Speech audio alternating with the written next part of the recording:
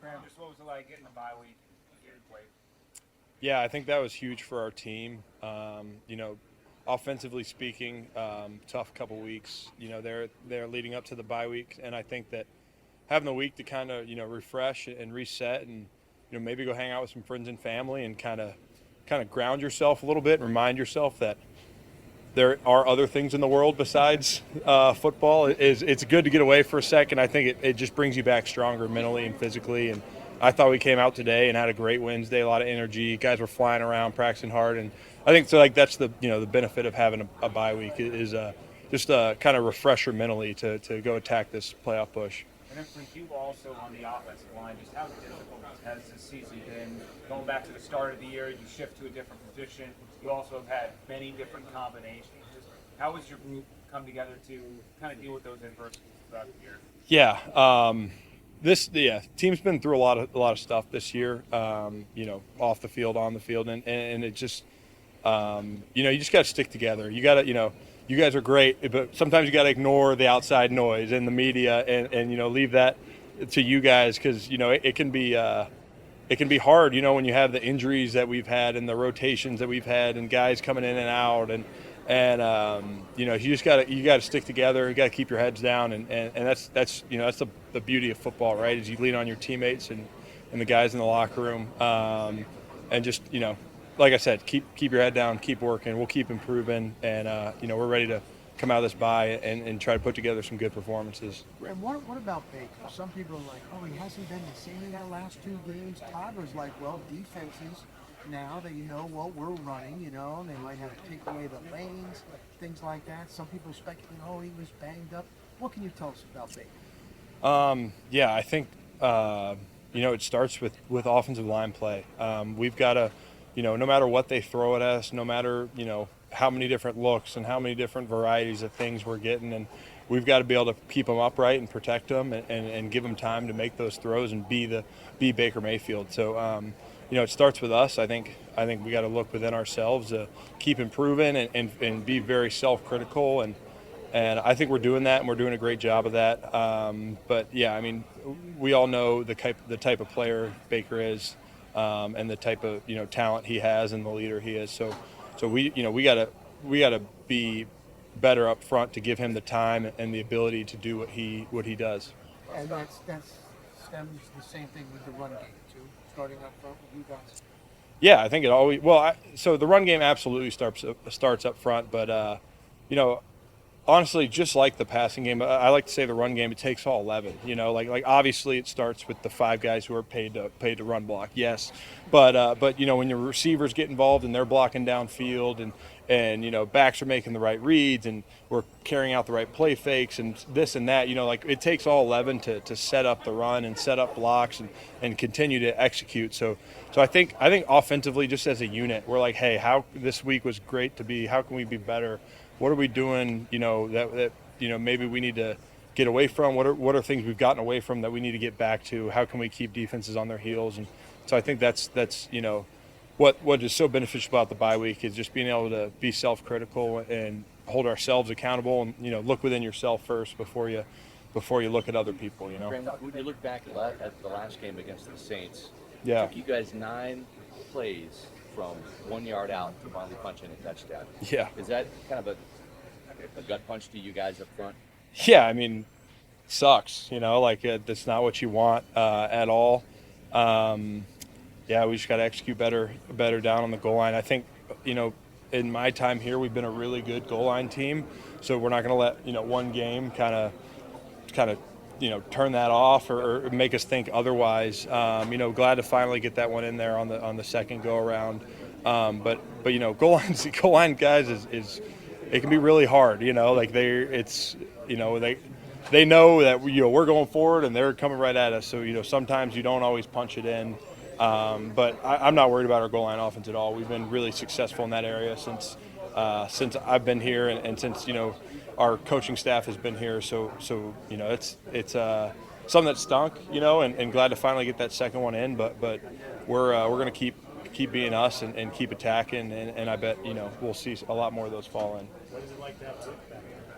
Yeah, Luke's awesome. He's an enforcer for us. He brings a lot of that physical, violence and aggression, and that's why the Bucs pay him a lot of money. He's really good. He's a really good football player, and we're hopeful to have him back, and glad he's. I know it's been tough on him, and he really cares about this team and the guys, and so it's been tough for him to be out. But we're obviously really happy to have him back. He's a stud, and he's only going to make us better. Graham, we've seen Baker extend plays and made some memorable plays with his feet. The last couple of weeks, have they done a little better job of kind of containing him, spying on him a little bit? Yeah, I think. I think we've seen more spies recently. A little more like, kind of rush a few, spy him with the rest, and that's a testament to him. He's made a lot of teams pay for bringing the house, and so I think we're starting to see that. But that's football. Things change throughout the season. There's a lot of film out there for every offense, and so we've got to learn to adjust to them. And it's a season-long game between opponents and us. So we'll figure out ways to counteract that. But yeah, I think absolutely in the past couple of weeks we've seen some more spying of him, which is testament to him. Last one. We talked about Mayfield, and he mentioned that the Patriots' physicality starts up front there with the defensive line. Yeah. And the Mike Vrabel team has always known for being particularly aggressive. So Absolutely. having experience with that and kind of looking at film, what do you see in this Patriots defensive front? Are you kind of prepared for like a really tough game up front there for Sunday? Let me start with this. Patriots play really hard. They play together. They're a really good team. It's funny though. I kind of keep a tally of how many weeks that we walk into the team meeting on Wednesday, and it's like starts with the D line, man. Like if you look around the NFL, I pretty much every week we're playing a really talented D line. So I don't think we're approaching this one any differently than most games because. And don't get me wrong, they're great. They're talented up front. Those guys in the middle are really good and really talented. And Vrabel's got them. He's a hell of a coach. They play, like I said, they play in unison. They play together. And we have a ton of respect for them. But we're also, I don't think we look at it any different than any other week. We're going to approach the game the same way, execute how we know how to execute, stick to our rules and fundamentals, and I think just try to improve, get out of this little offensive lull we've had the past couple of weeks. All right, thank you. Yeah, thanks, guys. Just first and foremost, after the bye week, how was that reset for you, and how do you feel like the first half of the year has gone for you guys? Yeah, it's gone. Great. Obviously, areas we can improve on, but going into the bye 6-2 is huge, and now we got to finish gaining the momentum and leading it for the remainder of the season. What has it been like interchangeably working with Janelle Dean, and just how you two and Zion have been able to kind of form that unit? Yeah, it's been a blessing. Obviously, two talented corners who I can learn from. Coming as a rookie, I feel like I'm in a great position, learning from two guys who aren't scared to share knowledge and give me anything I need. So I respect them so much. So just being able to go out there and play, not just for myself but for them and the older guys, it means a lot. You have a reporter over there. Yeah. No, now that you've had half of the season, what is the biggest thing you have learned? I think that we all have goals and plans, but ultimately it's up to God. If it was up to me, I would have played every single game. I wouldn't have any injuries and stuff like that. But I'm blessed for the time I was able to be on the field and understanding how fleeting the season goes. So just being able to enjoy every single game. Missing some games already has been hard for me, but it's given me the proper perspective going into each week. And defensively, and Bowles' system, what have you taken out of it? What have you learned? Everything matters. Every small little detail. That's one thing I wanted to make sure I honed in on throughout the buys. Although we're off a little bit, but make sure I still stayed up to date on some small details that would ultimately affect me if I didn't. There's so much to know. So it's always a good time to open the playbook. You guys have done a good job of taking the ball away, especially of late. Obviously, being the best one. What's it like when you're in that group? Tweez is over there, and he's almost calling his shot. And, Yeah. Dean's holding on. What's that competition? It's just cool. It's cool. It's cool to see. Seeing the way they're competing, going for the ball for young guys, it's like this is the standard. You know what I'm saying? So I don't know any better. So it's cool for me because this is the standard. They don't expect less. You know what I'm saying? So I get in there, I got to uphold that and go get the ball. What impresses you the most about Drake May? I mean, obviously, I think a first rounder, second, third pick overall. So obviously, his tangibles, great quarterback, tall, can scramble. So he speaks for himself. His arm talent, the way he can see the whole field. So we got to be on our P's and Q's. He's a good quarterback, great quarterback. So we got to respect him.